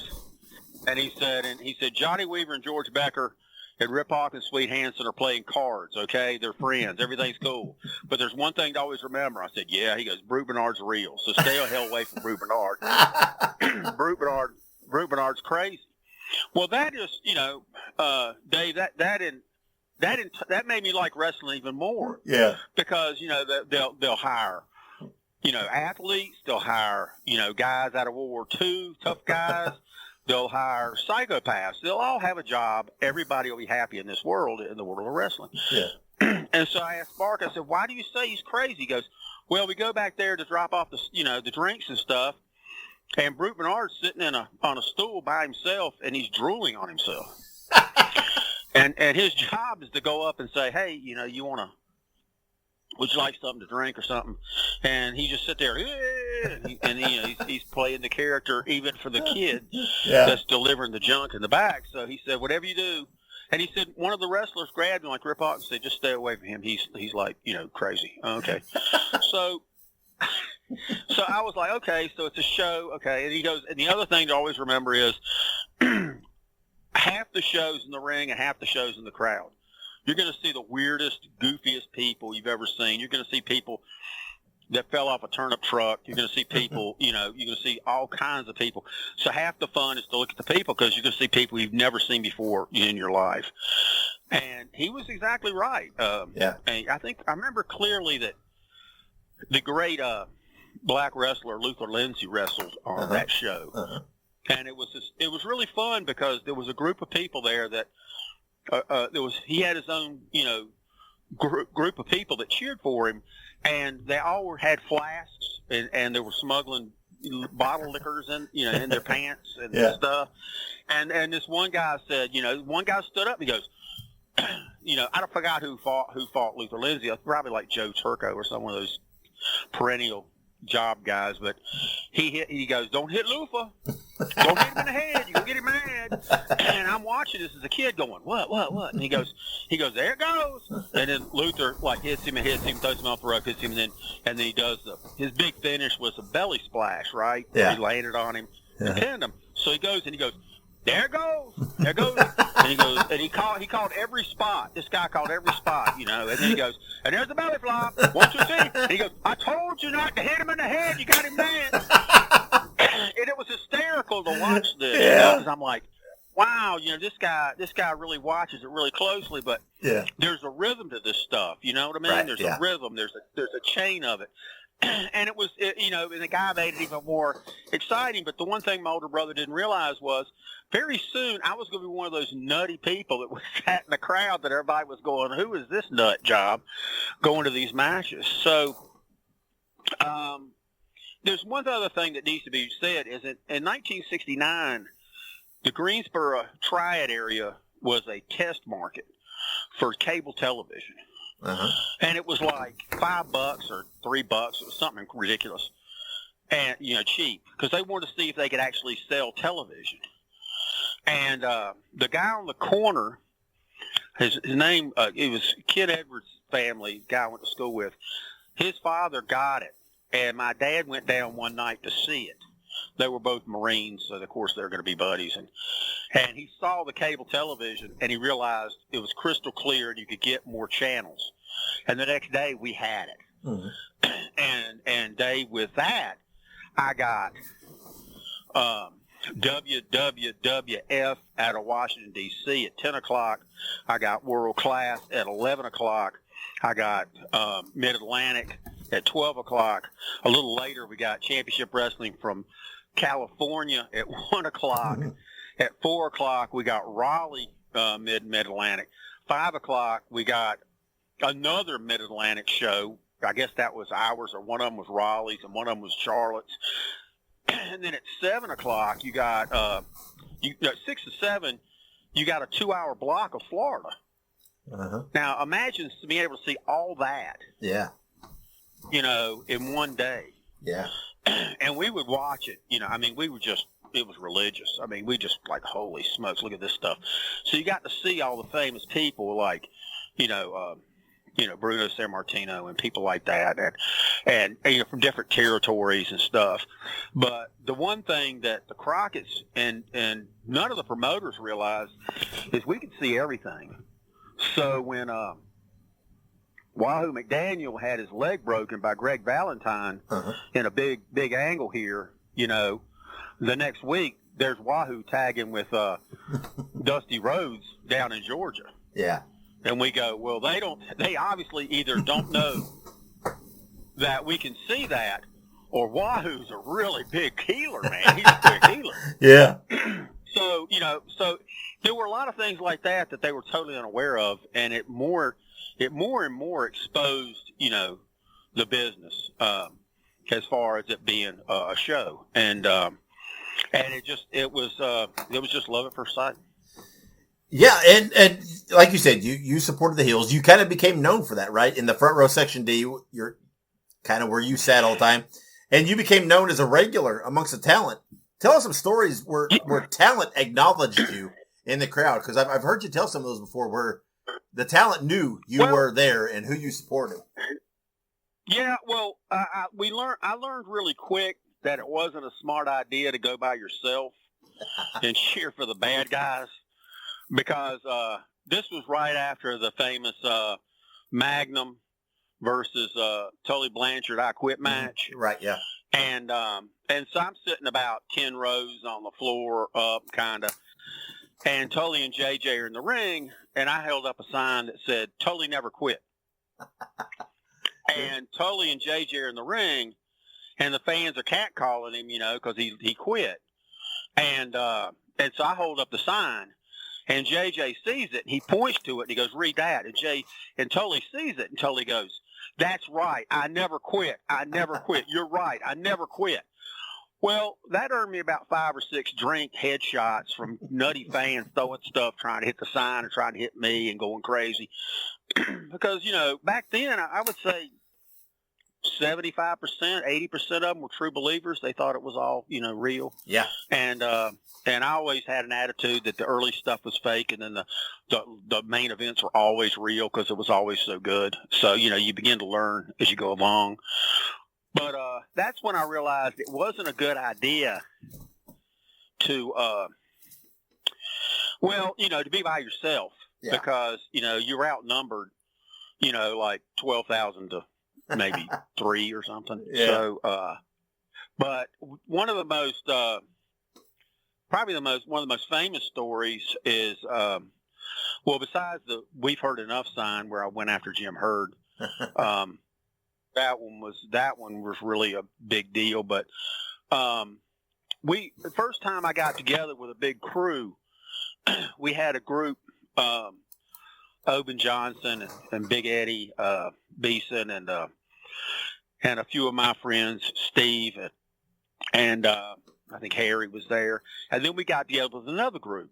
And we had to get together with this other group because they were Billy Pritchett, his brother, and Bud Grundy. And they were all wearing, this is unbelievable to think about, but these guys are going into the arena and they're wearing homemade, they got these shirts made with Russian sickles on the front and Ivan Crush and Nikita printed on the back. Yeah. And they're going in cheering. They're cheering for the Russians, and they're visually, you can't miss them. You know what I mean? They're standing out. And so it turned out that Bud's brother was Dan Grundy, who was a customer at the comic store I was working at, and we got up with him, and I said, why don't we all go together in a group? And they were all, it's like we got like 8 or 9 heel fans, right? Uh-huh. And so we're sitting in the orange seats, about 10 or 12 rows up, great seats, and we worked on making. We said we're going to make signs. We're going to really make some big signs and really stir this thing up. And the main event was Tully Blanchard, who was U.S. belt holder, U.S. champ, and then Flair, of course, the world champ, and the Rock and Roll Express, who were the world tag champs. And the match was for the world tag championship. So what we did is we got these big boards, these big poster boards, and we spelled out Horseman on one side, and you flipped it, and it said Romper Room. because Tully and them were calling, and Flair were calling Romper, calling Rock and Roll Romper Room. Yeah. They're not real rock and roll, blah, blah, blah. Yeah. And, they were the famous lines, we're interested in the girls in the sweaters. You're the ones that are interested in the girls in the training bras, blah, blah, blah. That was the big rap. And so we said, look, let's do this and let's do it right. So we got everybody there. We had the signs. We had them all lined up and everything. And then out comes Tully and JJ and Flair. And we did the countdown, 3, 2, 1, bang. And we flipped the signs, put the signs up first time. It said Horseman. And JJ saw it first. And JJ just goes, you see him just point, go, holy shit, look at that. And he jumps into the ring and he grabs Tully and he goes, look at that. And Tully's like, oh, hell yeah, I love that. That's great. And he points to us and he runs over to Flair, and Flair's in the corner yelling at somebody, right? And he turns Flair around and Flair goes, man, I love that. And Flair's looking at it. And then we flipped it and spelled out Romper Room. We did that. Tully sat on the second turnbuckle and started laughing and pointing, going, that's the funniest shit. And JJ's going, holy shit. And he runs over to Flair and says, look at that. He flipped it. And he flips it. And Flair does the woo, and he does the Flair strut, and he climbs on the second turnbuckle. He points at us, and then all hell breaks loose. People start throwing shit. People are going crazy. And we're like sitting there like, we're gonna stand up for ourselves, right? Yeah. Well, I should have had, before this happened, Billy Pritchett had a great idea. They had done the angle where they beat up Ricky Morton and broke his nose. Yep. They did the Steamboat, I think, first. Yeah. And so we all had white tape on our nose, chanting broken nose during the show. And it's the first time they ever did it. They had 2 intermissions during the show. And the reason why is we were being surrounded during the intermission by between 300 and 400 people wanting to kill us. I mean, we were just doing the stuff we heard on TV, Uh-huh. We're only interested in the big girls in the sweaters, blah, blah, blah. This one lady walked up and she goes, are these big enough for you? And she pulled her dress up and she showed us her boobs. and of course, you know what we say, if those are mosquito bites, I hope they get better. If that's a hope chest, keep hoping. I mean, we were just laying all this junk and everybody there is big mouths, right, like me. So we're just like stirring it up. When they had the second intermission, a couple of guys came down and said, Dan was one of them, and this guy named Karen was another one. They came down and they said, look, if you want to fight your way out, we're going to come down and help you. And I was unaware, Dave, that we were surrounded. Yeah. He said, but Dan was pretty smart, and he goes, why don't you take a break, John, and look around? And I stood and looked around, and we were surrounded, totally surrounded by people, yelling and screaming and throwing stuff and wanting a piece of us and everything. And that's when my Greensboro College education set in for a second, and I went, we might have picked the wrong night to do this Horseman Romper Room thing, because this match is for the world title. And Tully and Arn aren't going to defend the tag belts, too. So there's a good chance that Tully and Flair are going to lose, and then these people are going to kill us. And during these intermissions, I swear to God, I remember seeing Foley Anderson and a bunch of the wrestlers walking out wanting to know what the hell was going on, because this is getting loud. I mean, these people are screaming, yelling, going nuts. This one lady, bless her heart, came down and she says, I wrote a prayer for you, so I wanted to pray with you. Would you let me pray for you? And I said, trust me, I need it. Go ahead. And she got down on her knees and started praying in front of us, praying for our souls. I mean, it was It's just classic. That's 40 years ago, but almost. But and so match starts, and we got the Horseman thing up, and here comes Ricky and Robert. Shamalama, Rock and Roll's King, and they come running into the ring, and it's great because it's like JJ and Tully and Arn are standing in not Arn. I keep saying Tully because I think Tully and Arn, but it was Tully and Flair, and they're standing in the ring. And Ricky and Robert get in the ring, and the crowd's going nuts. I mean, it's a big crowd. It's probably at least 12,000, 14,000 people. And Tully and Flair and JJ just put their hands up, and they go, "Look at that!"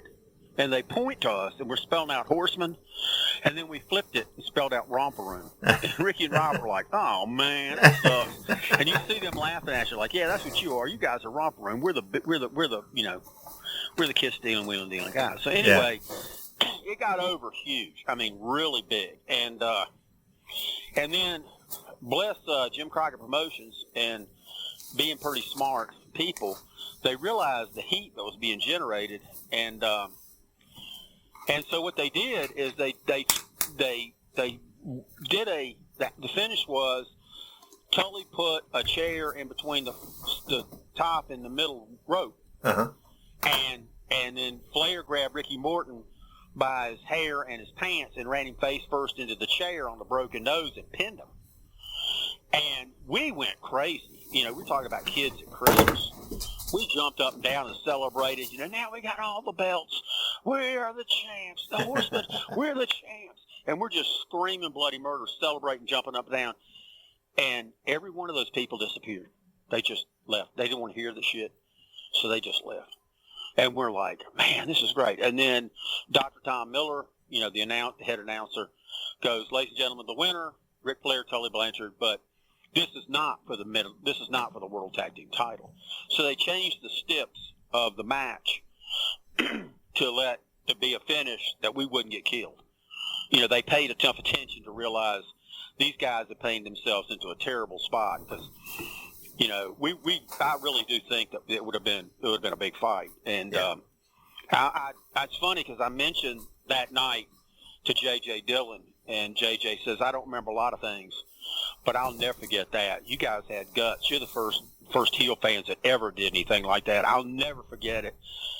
And Tully Blanchard said the same thing. He said, "That was it." And I said, "Really?" He goes, "Oh yeah." He said, "After that show, after that match, and we got in the locker room, Jim Crockett Jr. came down to the locker room and said, 'What the hell is this Four Horsemen shit? What's this Horseman thing? What's this Horseman thing?'" Yeah. He didn't know. He said, "What is this?" And he went, "Well, Arn did an interview.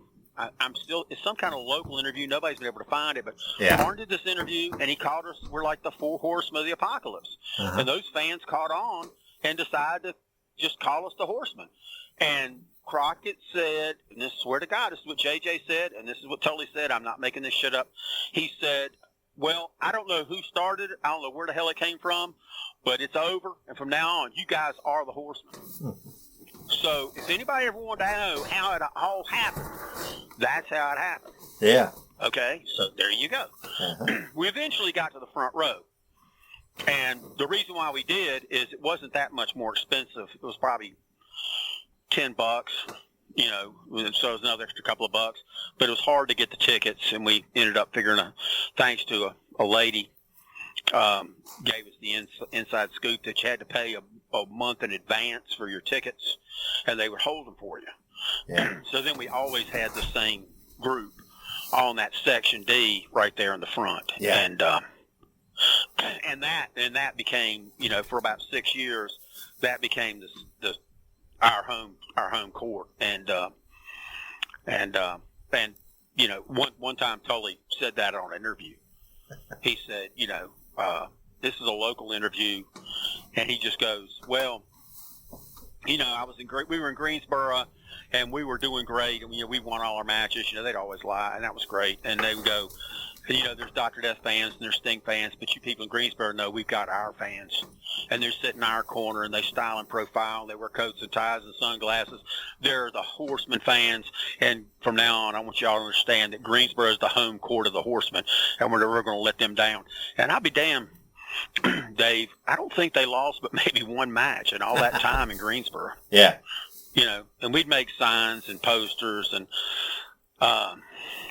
one time we did Arn Anderson. We did Arn Nation, and we all made some Arn Anderson masks, and we all wore these masks, these cardboard masks, and the whole section looks like Arn Anderson cheering for Arn. And I mean, we had a ball. I mean, it was always trying to do something different, creative, to somehow get a good response and get a good play off of them. So yeah. Yeah. Well, let's talk about. There's an upcoming documentary called "When Giants Walked Here" about wrestling in Raleigh, particularly at the Dorton Arena. Particularly, how often? It's about a little over an hour from Greensboro, I believe.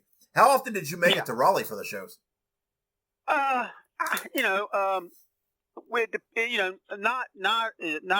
a ton, but if it was going to be a big show, it was going to be, if they had something really hot. Yeah, we sometimes would do Raleigh, and then they do Greensboro, and they do Charlotte, and a couple times we did all those, and we go to Raleigh, and I liked Raleigh a lot because I love the building, but on top of that, the wrestlers had to park in a little parking lot, and they got to walk in. So if you really wanted to, you could talk to them.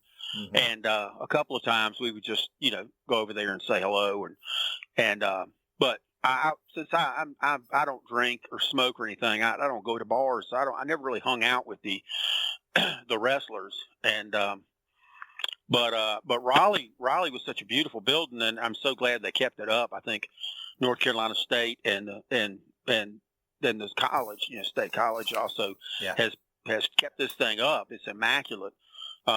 We went to a lot of shows. Went to a bunch of shows there, but Greensboro was really our regular place. But it's we got to go to a lot of different places. We went New York. We went Baltimore. We went to Tennessee a couple of times for Smoky Mountain reunion things, and we went to Florida a bunch of times. The guys in Florida were great. Atlanta, hanging out with Hudson and Prazak and those guys, and there's a whole little group of really obsessed wrestling fans in different areas, and you get up with them, and they get you ticks, and you get them ticks, and you'd all sit there. Meltzer came in a couple of times, and that was always really nice. He was really cool, and but I always liked Raleigh a lot. I'm still upset that I made a sign for Jim Cornette that said, I did a Pepsi-Cola sign, and it said the choice of the Cornette generation. Yeah. And I was walking around the arena looking at something, and Cornette showed up, and a couple of my friends got pictures with Cornette holding the sign. And I was like, you bastards, I made the sign, and now you're getting to take the credit and getting to meet Cornette. I mean, that sucks, Yeah. But Jimmy and I got to be friends, and a lot of it, it was really a lot of fun. And now that, most of the wrestlers that I got to know, have all retired, but I love going to the reunion things and visiting. And, they don't know my name. They just go, hey, Greensboro, come over here. Greensboro, come over here. Yeah. I want you to meet my son. Greensboro, I want you to meet my son. Yeah, there's something weird about me cussing Ricky Morton out for years, and not cussing, but just giving him hell for years and years. And he sees me, goes, "Would you come over and talk to my son?" I'm like, "What?" I thought that'd be the last guy you want to meet your kid, but no, he said, "I want you to talk to him." And I said, "Okay." And so I talked to him because they all want to know about all the new guys. All they want to talk about is the old days because they want to know what the heat was like. Yeah, you know what I mean? I mean, because it was so. A lot of people make fun of me when I say it was kind of like a religion because it was something that you always did, and it's something you look forward to, and it's something that you enjoyed. And I'm not making fun of religion. I'm just talking about the obsession of this thing. When you're growing up, I mean, everybody, if you think about the Greensboro area and we had the Carolina Cougars, the ABA team for a while, and we had ACC basketball and football. But when we were kids, we got to see the Washington Redskins game and the Baltimore Colt game on, during NFL. But we didn't have anything local. Except they had the general hockey, but I was never much of a hockey guy. So wrestling was kind of it. And it was hysterical. Like you go to the grocery store, and suddenly you hear somebody on like aisle 2 suddenly go, whoa, whoa, whoa, whoa, whoa, whoa. And then they're doing Brute Bernard impression. And on the other side, you hear somebody go, whoa. And then on the other side, whoa. And then the meat department, whoa. And I mean, I'm going, God, everybody knows about this stuff because it was such a, it was I don't know what the TV ratings must have been, but God Almighty, I mean, everybody was watching it and everybody was into it and everybody was talking about it. So, I mean, it was really a wonderful way to grow up. I was told not to tell this story, but I guess we got a couple of minutes. Went to Raleigh and, I don't care. I'm going to tell it. And I was trying to get front row seats for Raleigh, right? Because I thought it'd be cool because, you know, the heels would suddenly see us on the front row with signs and stuff, and they go, holy smokes, how'd they do that? Because it was hard to get tickets. But we were sitting about maybe 10 rows back or 12 rows back, and suddenly I noticed it was kind of a different vibe in the building because Governor Jim Martin was there on the front row with his son and a couple of kids, and so I immediately went, well, they got my ticket. You know, obviously I deserve those seats. They don't deserve those seats. They're not regular fans. Who does this guy think he is, governor? Yeah. To be honest with you, I didn't know exactly who he was at the beginning. So I'm sitting there going, this kind of sucks. And so I started heckling him and you know, just kind of stirring it up a little bit. And every wrestler, when they came out, would walk over and shake their hand, you know. Shake the governor, you know, Jim Martin's hand, and he'd shake the kid's hand. And, I mean, faces and heels. They're all going over there shaking hands. And so I started, you know, kind of ribbing him from the back, and I could tell he heard it. And suddenly here comes two guys in the Secret Service. You can't miss those guys. You know, they're flat top guys with earpieces in, and this is before, you know, people had ears. You knew what they were. Yeah. And they said, I was wearing a Superman shirt. And they said, hey, Superman, come over here. I'm talking to you for a minute. I said, okay. I walk over there and said, look, the governor's here. And I said, oh, I didn't know. Well, I wasn't really sure exactly who he was, but I knew he was somebody. And he goes, yeah, the governor's here. He's with his kids. He just wants to have a good time. He doesn't want you to give him trouble. So you just back off and let him have some fun and everything. I was like, okay. You know, you got a gun. Okay, I understand. That's cool. So I'm sitting there and I'm kind of being cool and everything. And I finally I snapped. As you can tell, I can talk. So I just went. I think there should be a loser leave town match. Jesse Helms versus Jim Martin, loser leave state match. When are we going to have that match? That'd be entertaining. I'd like to see somebody kick Jesse Helms' ass. And you know, I yelled that out, and you could see the governor turn around and just go, shut up. I mean, he's just like, that's enough, you know. And so a minute later, Secret Service come over to me and they go, we got something for you. And he gave me this cigarette lighter. He said, this is from the governor of the of North Carolina. And he gave me this green lighter, and the lighter said, I already own a cow, so I don't need your bull. And I went, you know what? That's pretty fun. That's funny. Yeah. And I said, that's funny. And I said, just leave him alone. You know, he's got a sense of humor. He knows I'm just having fun. He's having fun. So, you know, I left him alone. So that was one of the ones in Raleigh, you know, that I'm trying to think. And then one night we started Sid, you know, Psycho Sid Vicious. Mm-hmm. In real life, he must be like insane or something. I mean, God knows how many steroids that guy was on. Yeah. I mean, he was such a juice head. And we once started heckling him about, he was talking to one of the undercard guys, and we were yelling out, "Hey, you gonna lose to him tonight? You gonna do the job?" You know, we're yelling at him, and the guy snapped and ran over on us, and he blew his nose on us. I mean, it was like incredible. And I'm like, dude, if that's all it takes to get you going, there's something wrong because we're just joking around, you know. So, but Raleigh was a really wonderful town, and the people were great, and there's those big windows and the way the light would come in. Yeah. It was just a wonderful place to watch a show. I mean, but we went to a couple of shows when, you know, the story about when the Steiners were at their big peak, and they signed a big contract with WCW.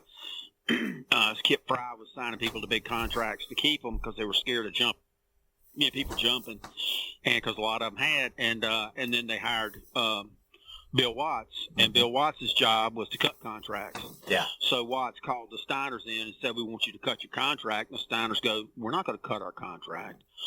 We pay good money. We worked our ass off to get these contracts, and we're not going to change them."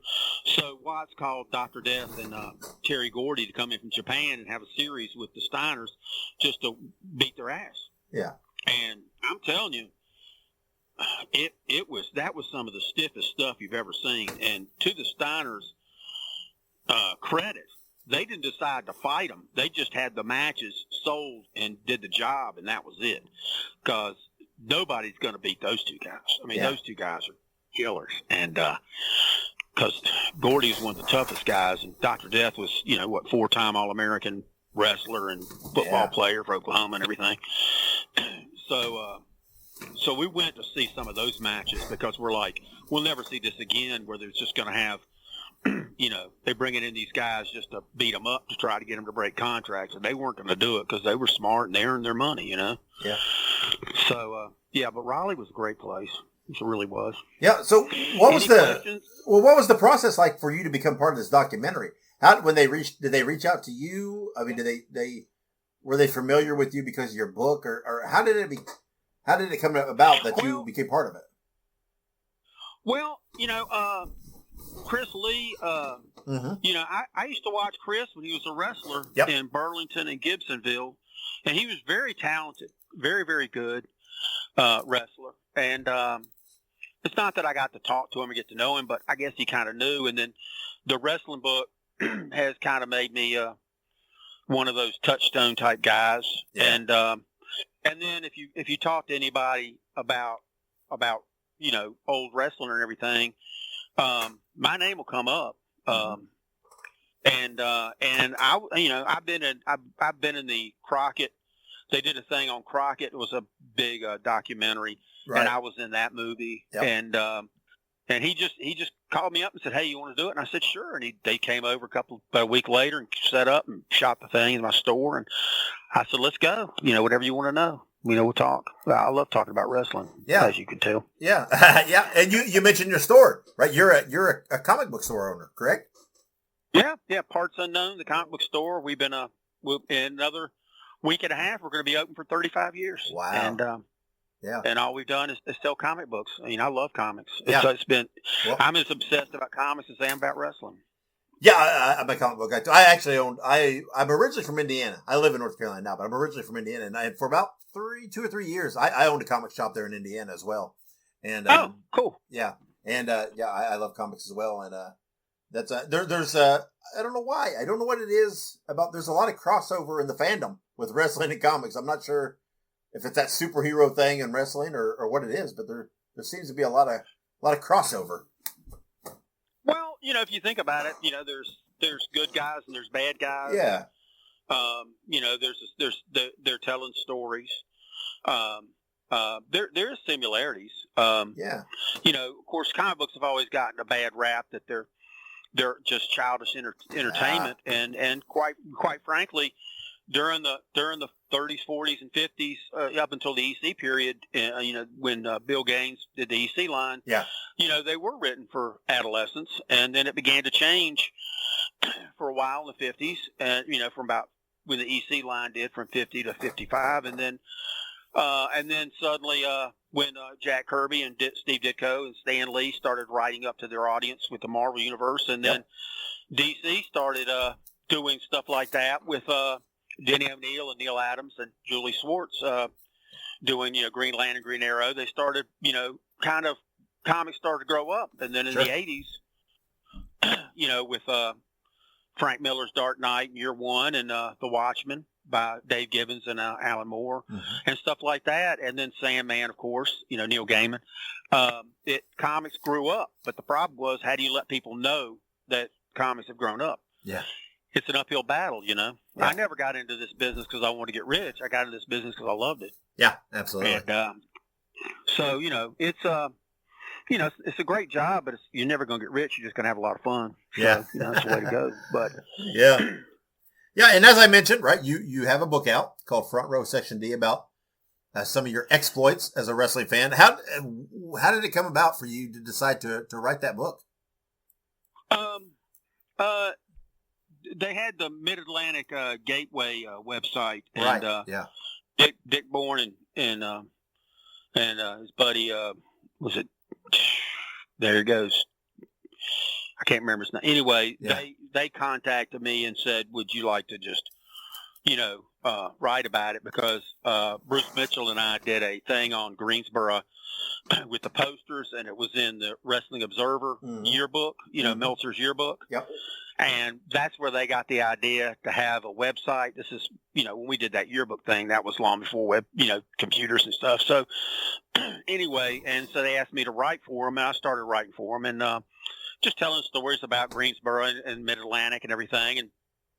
But about that same time period, I got connected with Chris Cruz, and Cruz wanted to do some independent wrestling stuff, and he wanted me to be with him. So I was his bodyguard. So I was writing about Mid-Atlantic stuff. And then I started going into the stuff that was happening with me personally, which I consider to be kind of an interesting, part of the voyage is, you watch as a kid, you go to the matches, you become kind of this weird cult thing on the front row. Yeah. And then I started doing it, I was the loudmouth bodyguard pussy. I take one punch and I go down. I ain't fighting anybody. Anyway,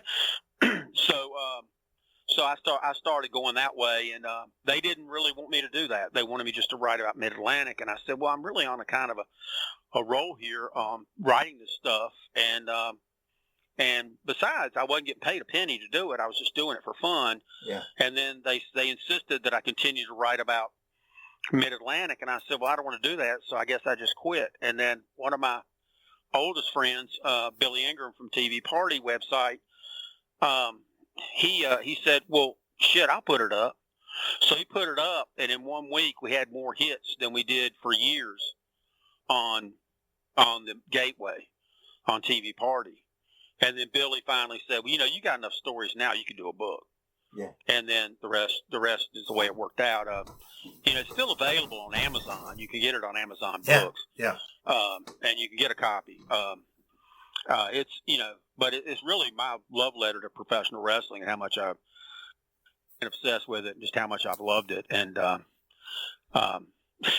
it is funny because I gave a copy to gave one to Flair and gave one to JJ and Tully and Arn and, of course, Jimmy and Cornette. And I gave one to Magnum, and Magnum will talk to me now because I said he was no talent. But anyway, I should. But, I tried to explain that my perception of wrestling when I was a kid is a lot different than it is now. Sure, I think he's a very good wrestler now, but when you're a kid, you hate the baby faces, you love the heels, so you just couldn't stand it.